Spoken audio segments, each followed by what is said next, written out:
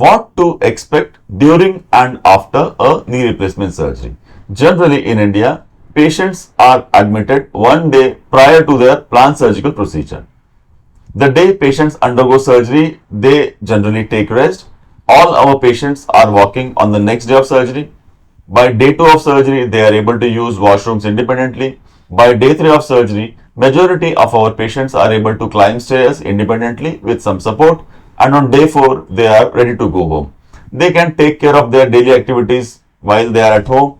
Within 1 month, our patients are able to walk outside with or without support. Within 3 months, generally, they are able to travel independently, and by 6 months, they generally forget that they have undergone any surgery.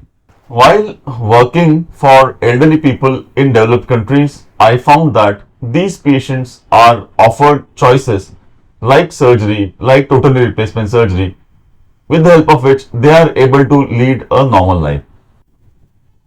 I feel even in our country, elderly people suffering from knee osteoarthritis also deserve the same quality of life that their counterparts in Western world or developed countries are enjoying.